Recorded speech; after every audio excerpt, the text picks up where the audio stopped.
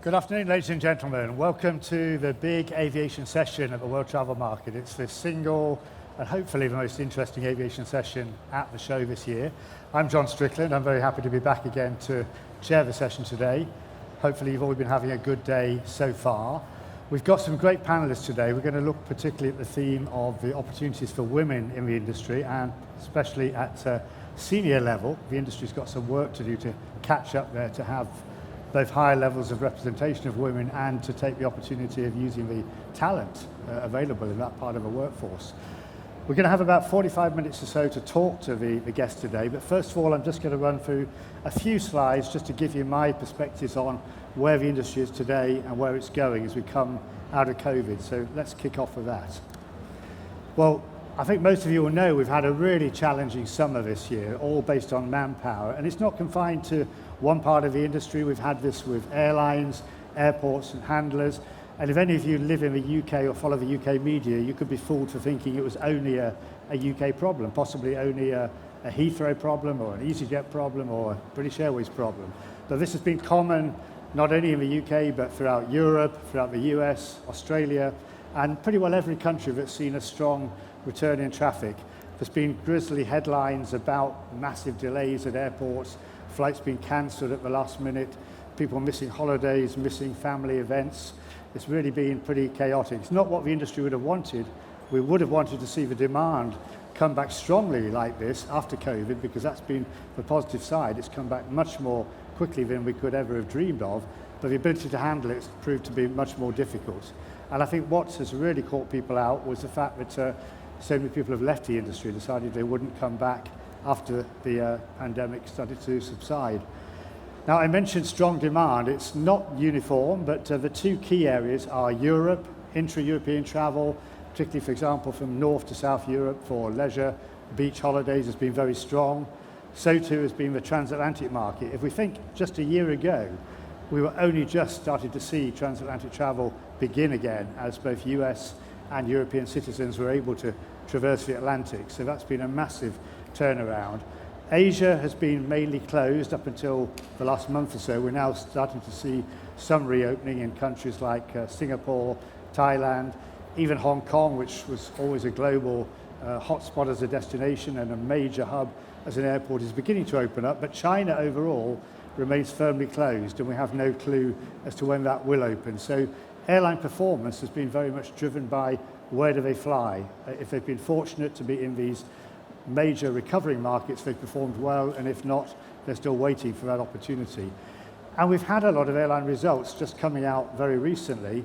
Some results have been very, very strong. Now, don't worry about all the detail on these slides here, but these are the 3 pages from Lufthansa Group, IAG, the parent company of British Airways, and our guest today, Aer Lingus, and Air France KLM Group. They've all announced profits for the last quarter, which was the peak summer period. Their capacity is getting back up to close to where it was pre-pandemic on all those markets that I mentioned, not of course on Asia. Interesting to see, if we do look at the bottom right part of the slide there, Lufthansa talks about yield, the average ticket price being up 23%. And even this morning, Ryanair, they announced also strong profitability for the first half of the year. And as a low-fare airline, even their average price was up, I think it was 11 or 12%, they said today. Now, not everyone has made money in this last peak period of summer, and one of our guest airlines today, Wizz Air, perhaps surprisingly, is one of those who did declare a pretty hefty loss for the last quarter. But it's really for a very specific reason, which I'll come on to in a bit more detail in a few minutes. It's the price of fuel. Wizz had not hedged on fuel, they hadn't bought fuel ahead at a pre-agreed price before prices began to rocket late last year as we saw air travel demand recover. And of course, once the Ukraine conflict began, fuel prices really went extremely high. So Wizz has been hit by that. At the same time, they've been growing in terms of traffic. Now, as I mentioned, their fellow low-cost carrier Ryanair, who had hedged heavily on fuel before these fuel price challenges began, is sitting pretty at the moment on much lower fuel prices, thanks to their decision to do that much earlier. And if we look at this very handy slide, I think, from Eurocontrol, at how airlines have performed, the recovery which we've seen here in Europe has certainly not been uniform. Now here, Ryanair, not only in profitability, but in volume, is running well ahead of 2019 levels. Wizz is also significantly ahead of the same period in 2019, but they're pretty well the only airlines that have seen growth. They've been taking the opportunities to put on more capacity. They've been adding to their fleets, opening new routes and opening new bases. Even EasyJet, who will put their year-end results out at the end of this month, they're still down by about 20%. And most of the network groups that I referred to just now in profitability terms are not yet back to full capacity, mainly because they're all exposed to Asia, and the capacity, of course, has not gone back in there in the way that it has on the North Atlantic. Turkish Airlines is down slightly, but they've also exploited quite a lot the opportunity to grow. They also have a new unconstrained airport in Istanbul, and they've been putting a lot of additional flights and destinations on there with a growing fleet. Now, the shape of demand is quite interesting. It's coming back somewhat differently to what it was pre-COVID. Leisure and VFR traffic, and VFR, for those who don't know the abbreviation, visiting friends and relation traffic, has been very, very important. This is where we've seen the pent-up demand, people who haven't been able to travel on holiday, haven't been able to see friends and family for the last 2 or 3 years, all eager to travel, all who've saved up money from not being able to spend on many things during the pandemic, very keen to travel, and that's been keeping the airlines buoyed up through the spring and summer this year. As we look now, it's still looking strong into the early part of winter for the same reason. Forward bookings of these market segments remain very, very strong indeed. Business traffic itself is still down. Most airlines are reporting around about 25% lower volumes in business travel. But perhaps the surprise is that the business cabin occupancy on long-haul flights has been very high, and that's been driven more by a trend in premium leisure. Many people have wanted to travel. They splashed out, having not flown for a couple of years, and spent the money to go a bit more comfortably in a premium cabin. Maybe there's also a feeling amongst people they'd rather make sure they have space around them, and so those cabins have been very, very full, partly feeding through to the higher price averages that we've seen from airlines like Lufthansa. But corporate travellers are still down, and I think that's something which is probably going to play out over quite a lot longer period in terms of recovery, because many people have realised they can use online conferencing just as easily as travelling. But of course, face-to-face is still going to be a very important factor for doing business. So I think more recovery will come there. The outlook beyond this pretty strong summer is quite uncertain. Of course, the UK is now talking, the Bank of England last week said a very long recession, probably the longest ever seen in the UK, likely to extend to 2 years. Winter bookings, as I mentioned, are okay so far, but next summer, nobody really has a clue what we can expect at that time. We've got to face the high fuel prices that I mentioned. Fuel is still running at record high levels. We haven't seen levels like this for 15 years or so. They're really, really high, and even with hedging, airlines are still finding that is a very high cost to bear. Where they can, trying to pass it on in pricing. UK inflation is also at levels we haven't seen for decades, and consumers are suffering there with high gas bills, high domestic bills of every kind you can think of, grocery prices, and that leaves the question about what money will be available to travel next year. And it's not just the UK, this is true in a number of other countries as well. We've also seen an exceptional strong dollar, both against the pound and against the euro, and in terms of airline expenses, as we see in this chart from IATA, that is challenging because fuel costs are dollar denominated, as are aircraft lease costs as well, and many other costs that airlines can't avoid. So it gives a big cost burden to airlines when they lose out on the exchange rate, as they are currently doing. The war in Ukraine, sadly, is still with us, and no sign that that's going to end anytime soon. That's had the biggest effect for airlines who typically flew over Russian airspace, Siberian airspace, as the fastest route to Asia. Now, it's been less significant because of the Asian markets not being open until now, but as they start to open, airlines have to fly massively circuitous routings around Siberia from Europe to the Far East to many destinations, adding anything from 2 to 4 hours to flying time. And one airline who seemed to have an unbreakable strategy pre-COVID was Finnair, using their geographic position up in the north of Europe to be a perfect staging post between Europe and Asia, and using very modern long-range aircraft to fly numerous routes to not only multiple Asian countries, but multiple cities in China specifically. That strategy has been well and truly shot out of a window. As they say on this slide from their recent investor presentation, we do not have a unique geographical advantage anymore.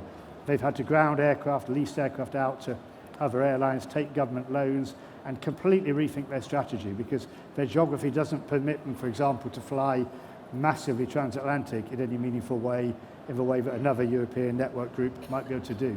So this is a problem that is going to be with us for quite some time. And Eurocontrol, again, produces market forecasts of traffic demand looking the years ahead. They have recently downgraded their recovery forecast to 2024, 2025 before they're expecting their base case to get back to the same level of traffic activity in total as we saw pre-COVID. In the worst case, we could still well be below it, but certainly doesn't look like we're going to recover much above it anytime soon. The environment, of course, is a topic which not only this week with the COP meeting taking place, COP27, it's one which aviation is very much implicated in, which the industry is trying to do its best to address in a very serious way. IATA agreed in the last year, the industry trade body, to achieve net zero emissions by 2050. That has been endorsed positively by governments through the recent ICAO meeting. But in terms of technological developments, these are a long way off, making a big difference to air travel. Whether we look at hydrogen power or electric power, it's going to be decades before these can be used in a very wide sense. Perhaps into the next decade, maybe a little bit before, we'll see that starting to come through in regional aircraft. For example, up in Sweden, we have Heart Aerospace producing a 30-seat small regional aircraft which will be able to be used on small local routes that can be powered by electric propulsion. Hydrogen may start to appear mid-2030s according to work that Rolls-Royce and Airbus are doing, but long-haul flights are going to have to rely on alternative fuel to kerosene, sustainable aviation fuel, to really move ahead and cut emissions through the life cycle of fuel production. And there's just not enough of that being produced right now, so a lot needs to be done to push the agenda forward. And last but not least, on the environmental agenda, we also got a bit of a shock news recently from the Dutch government, who decided they were going to put a permanent cap of capacity on Amsterdam Schiphol Airport. Now, Amsterdam, not only the home of the KLM side of Air France KLM, but a major tool in the Dutch economy, a small population, but a big airport system offering worldwide connections. It was a shock to the airport and the airline that the government proposes to cut capacity below pre-pandemic levels on a permanent basis. Now, that's not definitely going to happen as yet. There's a lot of EU legal challenges that it may face, but it just shows governments could be willing to step in and interfere in air travel volumes. So that's my quick snapshot on where we've got to right now.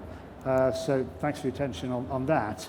We're moving on to another theme, and I'm now going to ask my guests today, they'd like to start making their way to the stage, and I'll introduce them as they step up. So women leaders, please make your way to the stage.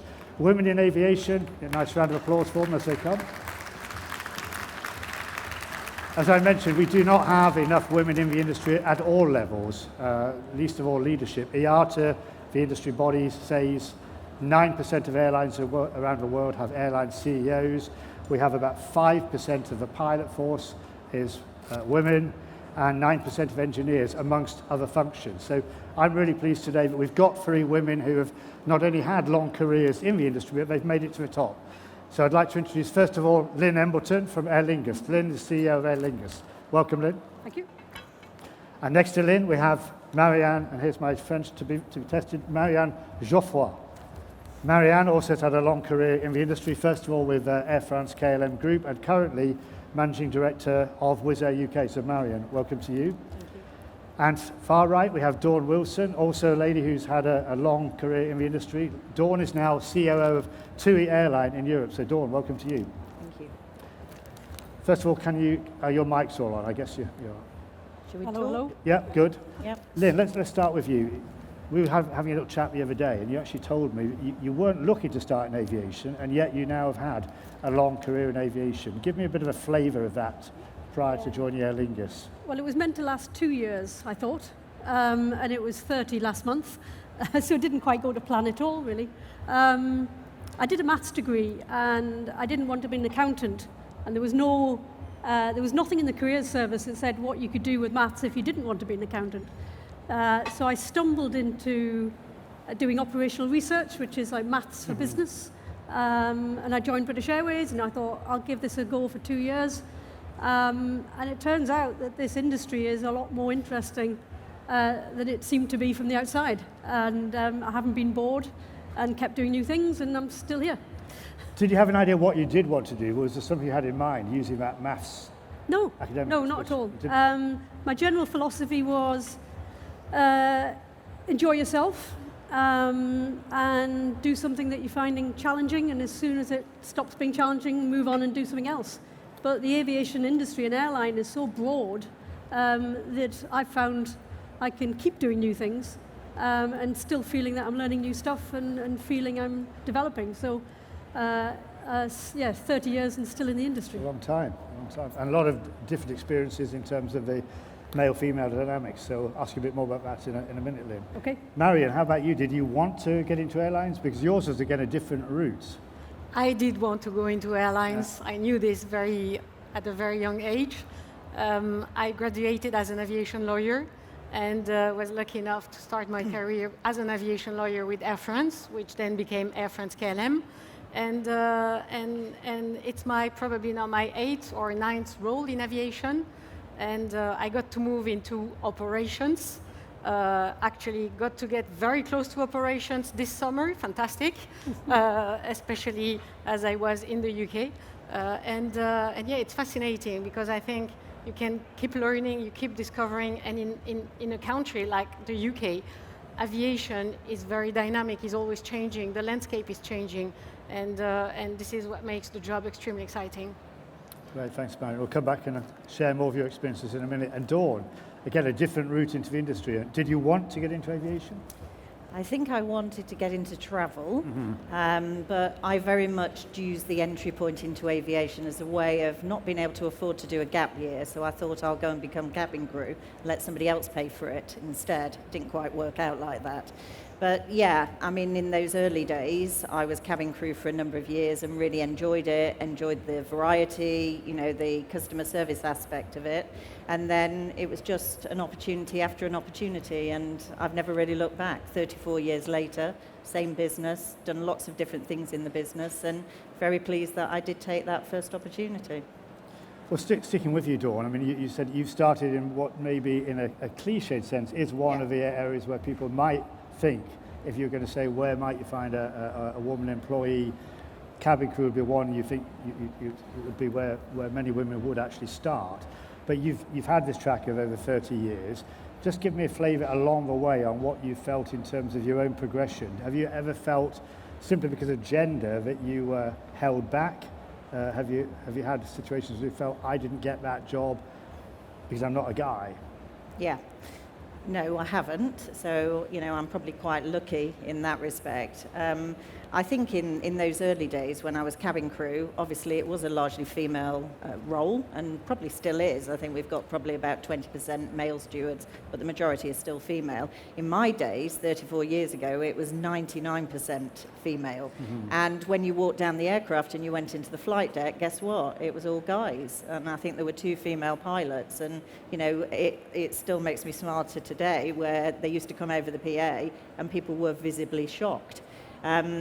I think as I moved out of that cabin crew world and I started to move more into management, middle management and senior management jobs, it started to become more obvious to me in the 1990s that I was probably the only female in the room. Has it held me back from getting any jobs? No. I do remember a particularly difficult situation where there was probably 1 female director in our business. We're talking 15 years ago. And I got talent managed into her team, and she really didn't like that. And that was quite an interesting moment in my career, because I think when I look at how I bring females in and through the organisation, you try and create a safe environment for them where they can flourish, and that lady definitely didn't for me, which is quite interesting versus the female-male angle. And did you ever feel there were times when you had to work harder to be heard and to make your case, especially as you moved into management roles, sitting around, you know, say a boardroom table, or have you found you've been able to give as good as you get, fight on an equal basis? I think when I got my first board position, it was quite a loud board, quite a strong board, heavily male orientated. And I think in those first couple of meetings, I decided that it was better to join them and, try and be like them. And then very quickly, I had some coaching at the time. I learned to be more authentic and be myself. And that was probably, bringing something different to the table rather than just trying to be the same. And I think that's what, when I'm talking to people today, I really push that authenticity, bring the best version of you to the business, not what you think you should be like. Because I've seen some senior female leaders who just sometimes try to replicate behaviours that they think are the right ones. Well, that's something I wanted to ask maybe all of you. I mean, it's maybe a bit of a cliche example, but I've sometimes wondered, do women have to fight harder? You were talking about authenticity, just because that need to break through the testosterone-fueled world.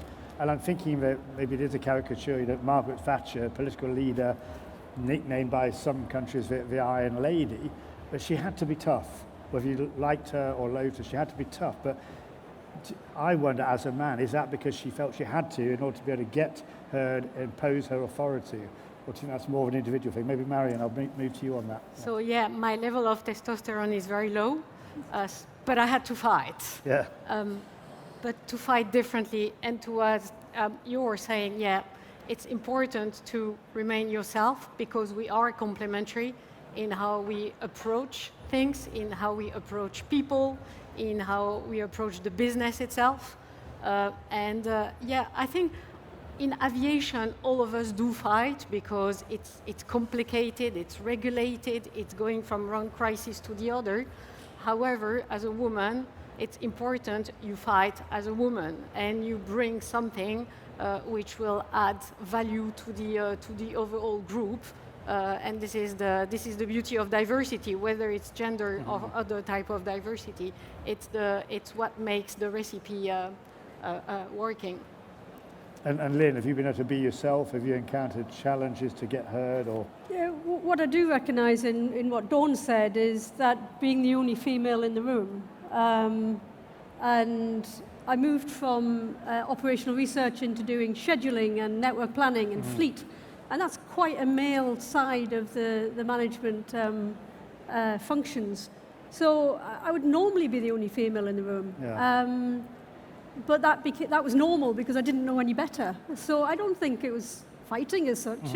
It was possibly feeling slightly odd and feeling the odd one out. But I don't think it particularly affected anything. It was just getting on with the topics, contributing to the topics. So it didn't feel hostile in any way. It didn't feel that it was holding back in any way. But I did feel different, for sure. when you say feel different, I mean, apart from gender, any more you can elaborate on that? I mean, I think thinking processes. I think females do tend to open up a little bit more. They tend to say what they're feeling and saying what they're thinking a little bit more. And actually, that's why I think we need more diversity. In Aer Lingus, if you go back 2 years, we had 1 in 10 of the exec team were female. We're now at 3 in 10, and I would say we have good dialogue because we've got more people who are joining in an open conversation. And I'd like to see that grow. And I think I'd just like to be in a room that is more representative of the society we live in, and that hasn't been aviation in the past. But I think it needs to change, and I think it is changing. And I was thinking as well, I mean, especially in your time at British Airways, you worked for one of the guys who is known as one of the toughest guys in the industry, doesn't suffer fools gladly, calls a spade a spade. I think I know who you're talking about. Yeah, well, to name names, Willie Walsh, obviously. But then Willie, looking at him from the outside, would only keep people in post or give post to people if he thought they were delivering. Simple as that, regardless of any other criteria. Is that a fair assessment? Because assuming you wouldn't have been there, you wouldn't now be in Aer Lingus if you hadn't been delivering. As simple as that. I've got so much time for Willie because he's straight talking, no bullshit. He's demanding. He wants change. But he's high on integrity and open honesty as well. And that's those kind of characteristics in somebody you're working with, working for, later in my career. That was a set of principles, values, attributes that I happen to like working for, and it seemed to have worked for me. And Marion, in Wizz Air, again, you have another of the industry's leaders, a tough cookie, Joseph Ferradi. What would your observations be there? Similar to Lynne? Yes, well, he's very transparent in a way. He's easy to read for, I don't know if it's a woman thing, but he's easy to read as a person, predictable, tough but predictable. And that's actually pleasant because, once again, other team members adds what he doesn't necessarily have, which is to listen and to interpret other people. But he's a great leader and very smart. And Wizz Air's just said recently that, again, at senior levels, a bit like Lynne was saying at Aer Lingus, about a third of the senior team posts are held by women now. Yeah, so currently the female senior management is at 36%. And what I've observed as well is that women attract women. So as I was appointed to this position, I received a lot of requests just for talk and explaining about my background, but also our female pilots come easily to me to talk. And I've recruited more women than anyone before. So it's the fact that we make ourselves visible and we start talking about it does attract other women. If I can just add on that, I was talking to a fairly new recruit we had in our finance team, and she said what attracted her to the business was she was going to be working for a female senior manager who was working for a female chief financial officer who was working for a female CEO, and that's what attracted her in. And I don't want every department to be like that, by the way, but it's just that sense that momentum breeds momentum. Yeah. And I think we do need to show people that there is diversity in the organisation so that people can feel comfortable in the organisation and can see themselves in the organisation. So I think I recognise what you're saying there. And is it similar in TUI, Dawn, in terms Yeah. of the rise of women across the business? Yeah, I think at the very senior level of the organisation, we are really a German business, but we've got a big European network. There are more and more women bubbling to the top quite naturally. If I look back to my days as cabin crew, when I became a cabin crew manager, quite naturally there was a rich thread of women coming through the cabin crew populations who were talent. So you had a big pool to fish from there. As you get further and further up the organisation, it gets thinner and thinner, but is getting, I think, better and better.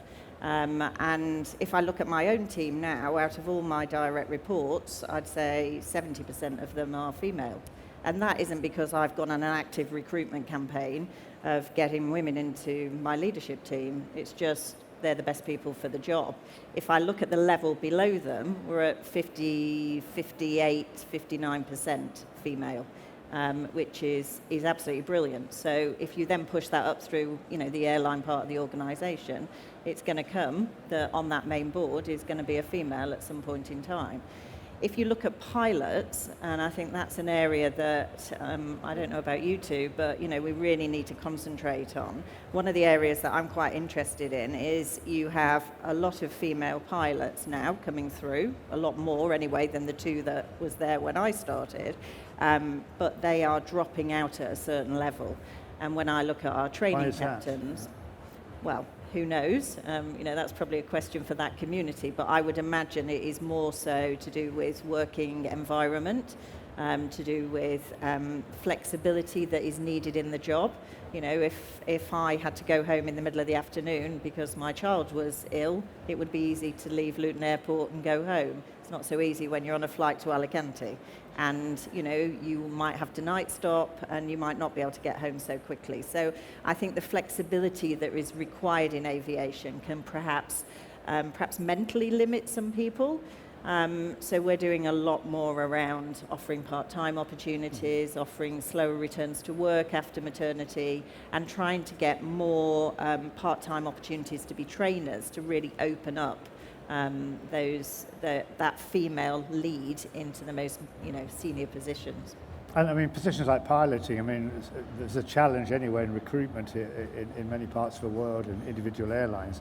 I was just thinking when you were talking of Air Dawn, an old colleague of mine in KLM's UK subsidiary, he was our crewing manager, but his wife was a 747 captain for BA. So I was thinking something must have been able to work there in BA that she could do that career. And I was going to ask him, in your companies, Wizz Air and Aer Lingus, are you facilitating this aspect, that family breaks, having a child, maternity, or the need to take your kid to a creche or pick up from school? Yeah, we are facilitating that, whether it's building rosters in a way that would facilitate life, but also, as you were mentioning, to also facilitate some transitions towards office positions, because it can happen that ultimately this is the choice. And we are trying to facilitate this because there are plenty of office opportunities for pilots, and we try to encourage, of course, this possible combination of office duties next to flying duties to be able to have proper work-life balance. Aer Lingus, are you We are, if you glass half empty, we haven't got nearly enough diversity in our pilot base. If you're glass half full, we've got 10%, which is higher than the industry average, I think. We have brought in recently more family-friendly policies, but I have to say that's also improving paternity leave. So this isn't just a female issue to keep talent in the organisation. And we're just working really hard to get people through the door and get them interested and demonstrate to them that there are plenty of jobs across every part of the airline. Engineering and flight crew are some of the more difficult ones to attract in, but not the only ones where we struggle to attract in. And we need to get the message out that it's a terrific industry to be in, and you can do a lot, and it can fit with a flexible lifestyle if you needed to. So we've got a lot more work to do, but we're certainly making good progress. And touching on that point, as you said, getting the message out about the industry, I'll ask all of you, I mean, is there a challenge that maybe many jobs in the industry, it seems like a boy's job. I mean, I knew as a child I wanted to work in an airline. I thought I wanted to be a pilot. Thank goodness that didn't happen. The world was saved. I don't think how badly I drive my car, but it was a natural thing that I wanted. But I can't think of any other children around me, actually male or female, who are really interested. I mean, do you think there are other preconceived images about whether it is or isn't? So I joined Aer Lingus in the depth of the COVID pandemic, so we weren't doing much flying at that point. And I love the business. And one thing that maybe it's unique to Aer Lingus is that brand has so much resonance in Ireland. If you think Ireland, you think Guinness, and you think Aer Lingus. And so actually it's been high up on people's awareness. I think looking at the last 2 years, the industry itself has been through such a torrid time that I just think we do need to, as an industry, get our mojo back and get people wanting to come in. It's had bad press as an industry over the summer. I think collectively we need to get over that. And the bit that I look at when I think about COVID, if it showed us anything, it's how important flying really is. Not just for the early stages of the pandemic where we had moving essential goods and cargo and food and medicines, but actually when people couldn't travel to see each other, to see family, to do business, I think the world was a poorer place for it. So I think we should be all shouting out about this is an industry that everybody, regardless of background, should want to come into and can have a fabulous career in. And Marion, So maybe one thing I should mention is that Wizz as a group operates in regions of the world where paying for a pilot license or training as a pilot is not necessarily affordable. So what we've done, we've opened what we call a cabin crew to captain program, where we do finance the training for our cabin crew who can keep working as cabin crew and at the same time start training to become pilots. And this is working very well. This is, of course, facilitating the financing of the training, and also because still I believe for young girls, again, it's not natural necessarily to become a pilot, and for sure this program is great, but there is much more we should do in the longer term to be speaking at schools with younger girls. So that it becomes a girls and men job, not only a men job. But with this initiative, it's already helping more women access the job. Claire. I think a couple of years ago, before COVID, we had some children from one of the local schools in Luton, which is a very diverse community, come into the hangar, and they got to go on an aircraft that was being stripped back. And there was two little girls, they were about 11, sat in the pilot, the captain and first officer's seat. And I walked up behind them and I said, "Oh, do you want to be a pilot?" And this girl looked at me so disdainfully and said, "No, of course not, I want to be an engineer." And I thought, how wonderful was that? Because, naturally I was just thinking female pilot, and she was, no, I'm doing these types of subjects and this is what I want to do.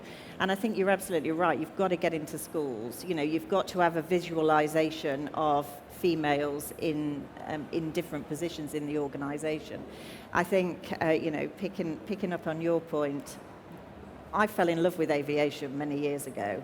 I think over COVID times, people have fallen a little bit out of love with aviation, and a lot of people have left the industry because they couldn't afford to stay in the industry because of some of the support mechanisms that are in place or not. And I think we've got to get people back, but we've got to be able to visualize. It's an industry for all different types of people. You don't have to be a middle-class white male to be in our industry. When I started, it was pilots that ran airlines. Surprisingly, other people can. And it doesn't have to be that. Look at the change over the years. Let's hope we can change it even further. But you've got to bring jobs alive, whether it's in aviation finance, whether it's in fleet management, whether it's in sustainability. You've got to be able to visualize it for people. And we need to story tell what those jobs are. And I just thought the point you made there about specifically being at Luton, and I know Luton has got a large Asian community around it. And I was thinking then, is that another challenge in itself? I mean, you've touched on it already, but to break through communities thinking. I mean, certain nationalities, they want their, especially Asians, maybe want their sons to be doctors or lawyers. Maybe they expect their daughters to get married and be simply staying at home. Is that extra work to do? So I you think get great that businesses like are those two girls. representative of the communities that they work in, but also, their customers as well. Mm-hmm. And our customers are, people from Luton, and our business should be representative of that. We don't just have Luton, we have bases, across Europe. But I think if you came into our offices of Luton, you would see that representation, but not necessarily at those more senior levels. And we were at a conference last week, and we were just talking much more about that. And it's great that these topics are on the agenda. So, in a couple of years' time, you might not be having a conversation with a group of women. You might be having a conversation about something slightly different. Now, Dawn, you mentioned earlier about TUI being essentially a German group. Obviously it's a pan-European group. I wanted to ask all of you about national culture in terms of male psyche in relationship with women in work. Starting with you, Dawn, I mean, is there a difference that you're a Brit? Do you see that difference in terms of the German mentality about women opportunities overall and senior positions in particular? Not, there are naturally in Germany and the UK have many similarities, and it's pretty much the same situation. Yeah. I don't see it as significantly different, I have to say. On our main supervisory board, or one of the most senior boards in our business, we have 2 female leaders. So no, I don't particularly see it in that way. How about France? France, I work a lot in France, and I would have imagined it would have been more traditional, chauvinistic, if you like. And I was talking with you before we began. Another woman I know in the industry who once said to me, coming from an Air France background, there were only 1 or 2 senior roles you'd be able to get as a woman. You wouldn't be considered for anything else. You've been there and you're away from it. Yeah, well, I think culture is what attracted me when I joined Wizz, and what impacted me as well, and has still impacting me today. Air France is a French airline, but has a great culture and a diverse culture as well. But Wizz was born in 2004, established in Hungary, first flight from Katowice in Poland to Luton, and has grown in different continents now. Wizz is 90 different nationalities. It's 6,500 employees, but 90 different nationalities, 4 airlines. And this is what makes us a great culture to work in, but also very agile in terms of doing business wherever we do business. So I think as a woman, fighting to progress in a male-dominated environment, I think the fact that we have this very diverse culture is actually helping, because this is a culture of openness. This is a culture of understanding each other very, very well. So and that's a great differentiating factor for people we want to recruit and have very attracted to this as well. And Lynne, I mean, you've worked in airlines which have different national cultures. I've worked with the Brits, I've worked with the Irish, I've worked with the Americans, I've worked with the Spaniards. And I think the main difference I see is that the Spaniards are just permanently happy. And I think it's because it's a lot warmer in Spain than it is in the northern end of Europe. So that's the main difference I've noticed. Nothing across cultures. You've been in IAG, BA, Aer Lingus. Yeah, I think it just comes back to the overall theme of different perspectives in the room makes for a healthier organisation. And I think one of the reasons IAG has been really successful is because it has it's had a model that's been different from the other consolidated groups, and I think it's brought different perspectives from different nationalities. So I just come back to having a mix in the room is going to build for a stronger business. Mm-hmm. Do we have enough role models? Women who are out there in the industry, could we use more? We need more, and we'll get there. What do we need to get there? And what's the extra push, would you say? We have them, but we need to make them more visible. How would you do that in terms of publicity or acting as spokespeople for the airline? Being here? Yeah.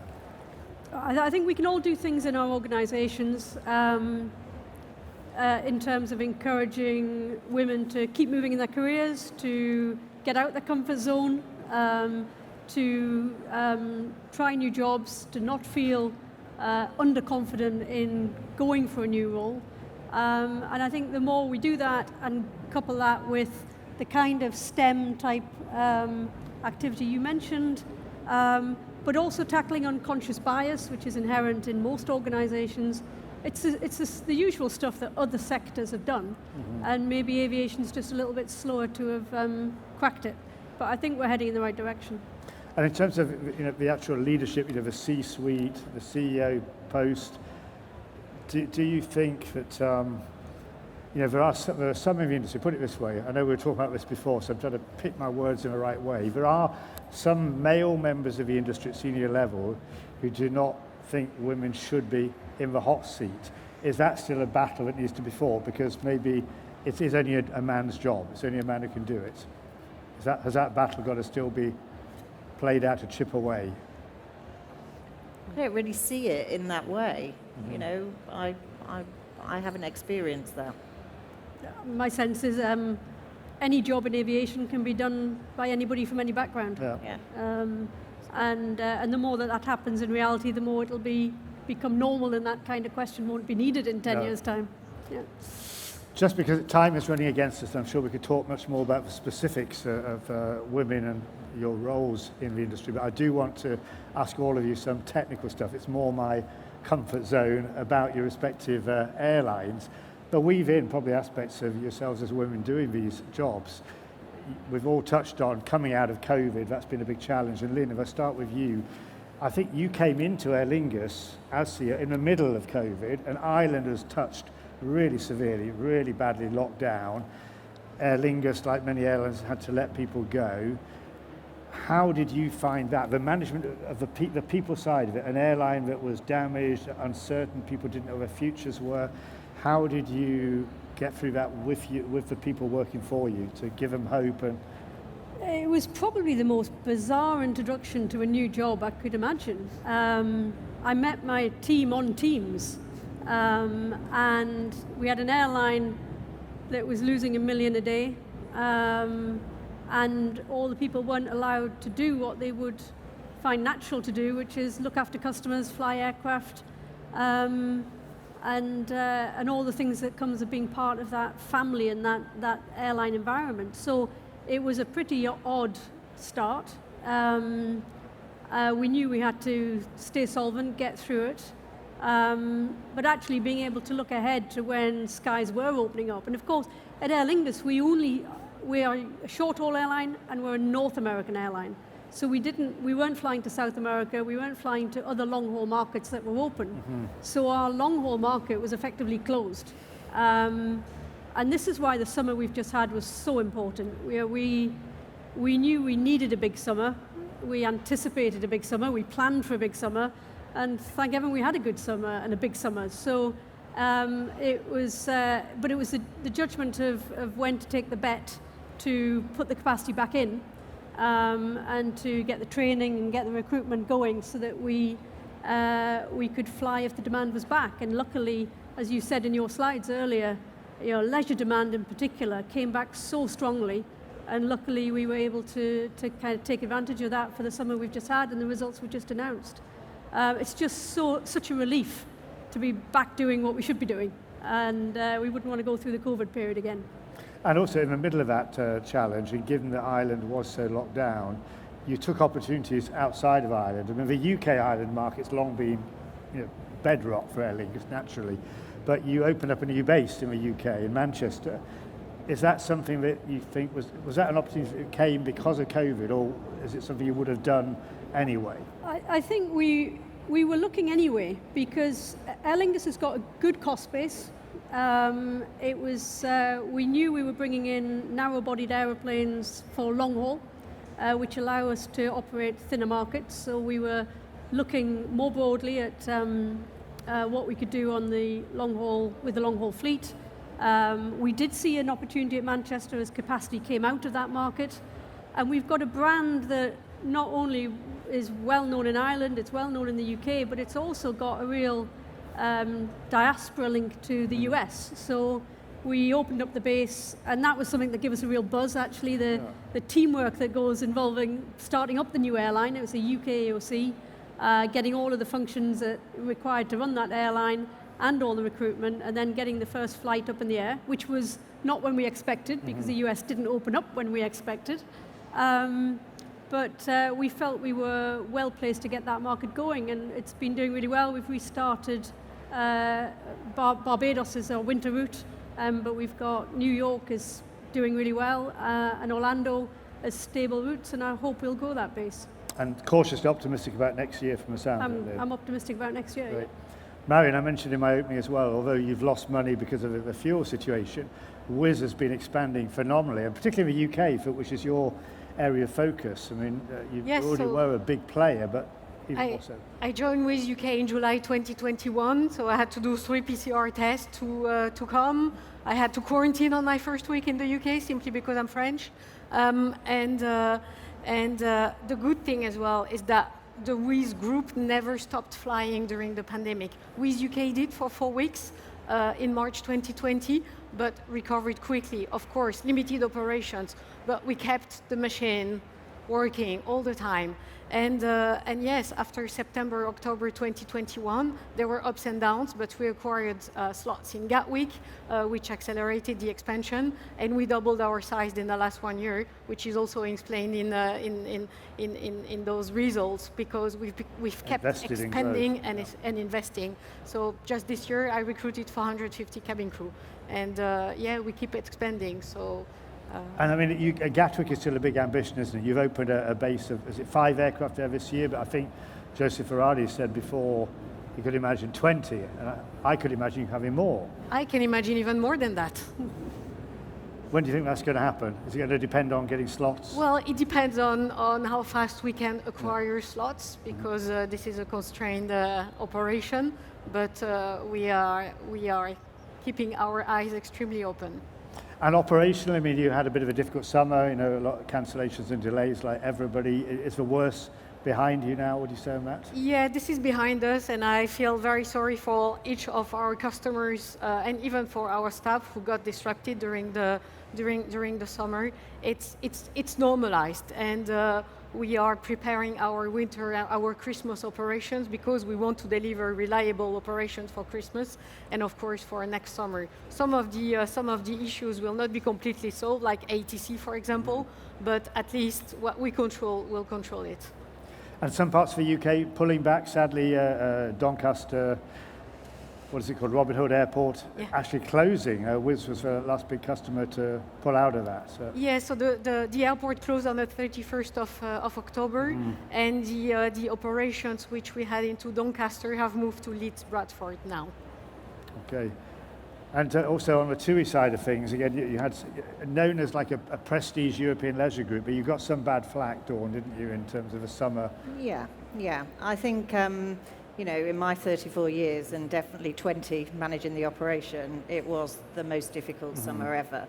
And I think you're absolutely right to point out, for our people in the aviation industry, they don't set out to fail. They want to do the very best. And what I saw was a huge amount of resilience in our teams, trying to keep everything going, because the last thing you want to do is delay somebody's start or finish to their holiday.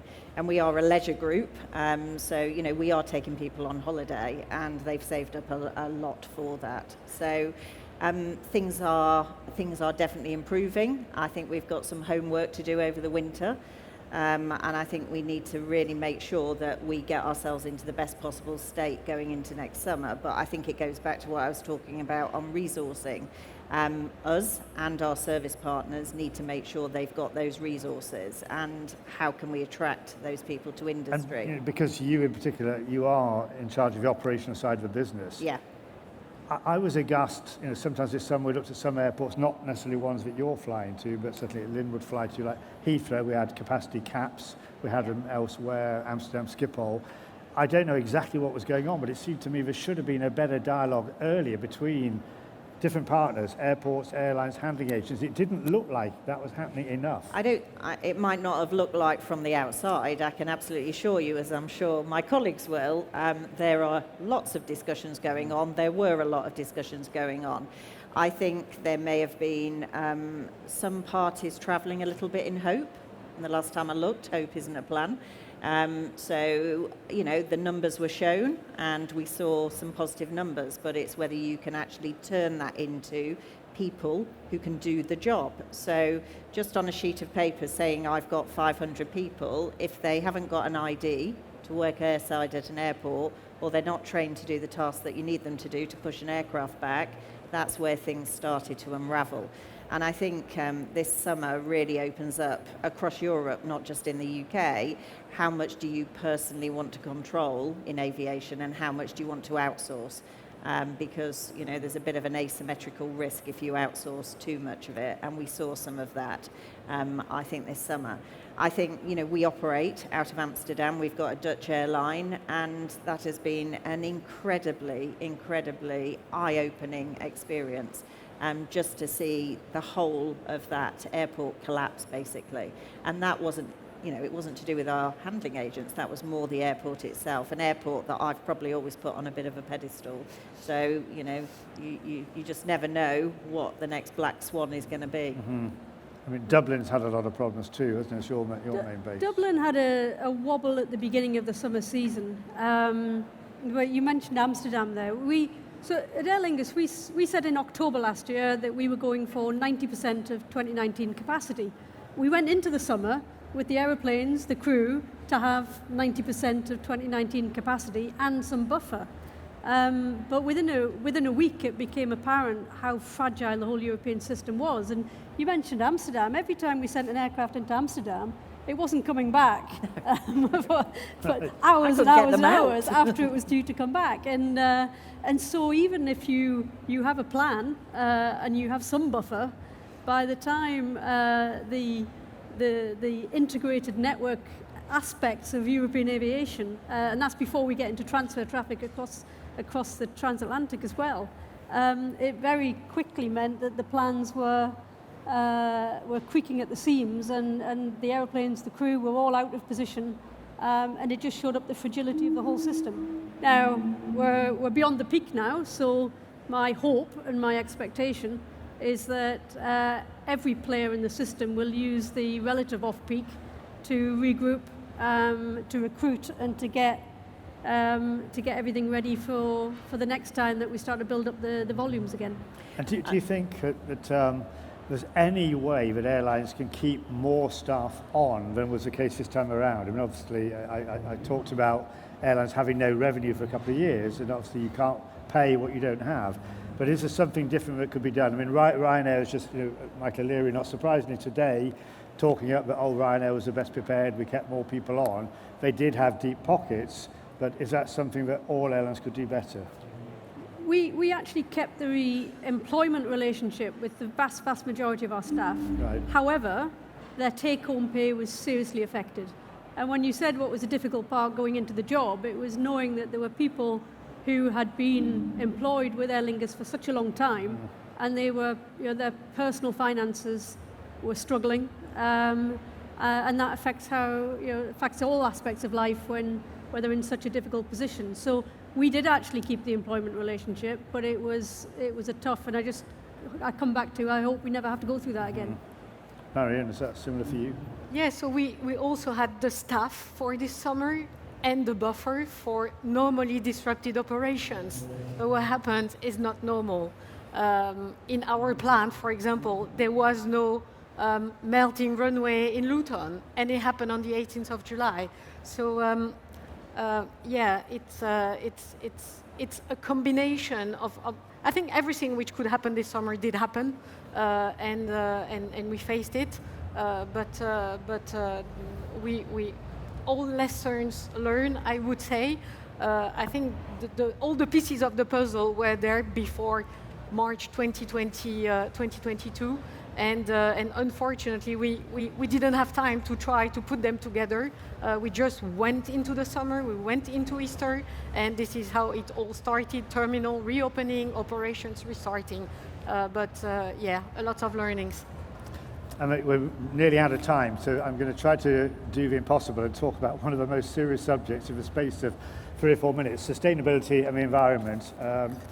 All of you, as airlines and as senior representatives of those airlines, are trying to do something. We don't have the solution yet in terms of aviation emissions, but tell me a bit briefly about what you're doing so far and what I'm trying to lead you into. I know all of you have got very modern aircraft fleets. So Lynne, do you want to start off as a few highlights of what Aer Lingus is doing in terms of sustainability? Yeah. So look, first thing I'd say, aviation is completely a force for good, and we need to decarbonise. I'm optimistic because I think there is now a pathway that we can see to net zero. Now that pathway will take some time. You mentioned new aeroplanes. We've just taken some 50% quieter, 20+% less fuel burn. So it's a step in the right direction, but ultimately it goes beyond technology. You know that the new tech can make a difference on short haul. But as you mentioned on your slides earlier, long haul is going to require sustainable aviation fuel. The US are doing well there. They're getting their policy environment, their incentive scheme is encouraging SAF production. I think Europe needs to catch up and change its policies to encourage SAF production here as well. And I think in the meantime, verifiable carbon offset is going to be important. So I think we've got the components to get to net zero. We now need to collectively get on with it across all of the stakeholders that need to work together to get there. And Marion, the aircraft type that Lynne alluded to, Airbus aircraft, that you have an Airbus fleet and also a big order book. We do have a big order book of 450 aircraft, and yes, I think sustainability is a journey made of different phases, with SAF, with hydrogen at some point, but today is the technology that can already help us. If you take Wizz Air, for example, if all the airlines in Europe would operate the same sort of fleet as we operate, the carbon emission would reduce by 34% from one day to the other. And at the end of this financial year, half of our fleet will be new engine technology. So this is really what we invest into, because we believe that this is the way we can be on this sustainability journey, which once again will be a long one and will be composed of different phases. And do you both feel optimistic, having Airbus aircraft? Airbus, of the two big manufacturers, is the one who says by middle 2030s we should have a hydrogen-powered Airbus. Do you hear in your talks with the manufacturers enough that makes you optimistic that could actually happen? Yeah, we've actually partnered with Airbus to work together on this new technology. Whether it's 2030, I cannot say a date precisely, but this is really the direction we're taking with the manufacturer today. Yes. Do you share that optimism? Well, I'll just come back to something like 80% of the emissions from aviation comes from the long-haul flying. And I don't see that technological changes overcoming that challenge for long haul. Yes. And that's where the sustainable aviation fuel really comes in, and we have to get a sustainable aviation fuel industry. But as we're looking at creating jobs, and there's a new industry there ready to be created, and we now need to, as I said before, get on with it. Well, and that's going to be required for long haul. There's two things, as you said, isn't it? It's the technological resolving the problem of emissions, but recognising the force for good of aviation in parallel. The two have got to go together. I think aviation is essential, and we have to decarbonise it. And as I said, I think we have the pathway now. We need to collectively get on with it. And Dawn, TUI, different aircraft. You're Boeing orientated, but you've got the most modern Boeings. What is TUI's perspective on that? So, I mean, very much like my colleagues here, we are very much looking at new aircraft. We've got a 787, 737 MAX fleet, and we've just ordered some Embraers as well. So, having new generation aircraft that have fewer emissions, super. I think the SAF piece is a really interesting piece. We've just signed a deal with CEPSA to start, investigating what we can do there, and we're about to launch a new sustainability strategy. For us, we are more than just an airline, because we're a large global tourism business. So that force for good about travel in general is really high on our agenda. The destinations, our people, what we take to countries, and what we bring. And leaving a positive footprint behind. So there's a lot of work going on, but we're at the beginning of this journey. And maybe the industry needs to talk up that force for good in tourism. I did a holiday early this year where the country concerned, talking to a lot of the locals, most of them have been out of work for nearly 2 years, living on next to nothing. I remember many years ago, we used to do a direct flight from Mombasa in Kenya to London, and we pulled off that route. Flowers from that particular area came into the UK, and guess what happened? Those people didn't have a job at the end of it. And we need to forget that. We do sometimes apologise, forget some of the things that are just so fundamental to those local communities that we can really help with. So it's not all bad. Well, we are officially over time. It's flown by. I'm sure there's more we could talk about. I'm sorry I haven't had the chance to take audience questions in this, but I just think we've been so wrapped up in, certainly I have selfishly, in trying to find out more from these women who are leaders. So thank you to all of you, Dawn Wilson, Marion Geoffroy, and Lynne Embleton. Great to speak to you today. Wish you onward success with your respective airlines, and hope to have you back in the future. Thank you very much, all of you.